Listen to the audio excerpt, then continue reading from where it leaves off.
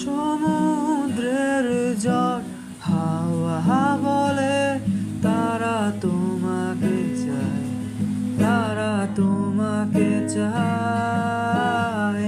পাখি মৃদু কণ্ঠে বলে তারা তোমাকে চায়, তারা তোমাকে চায়।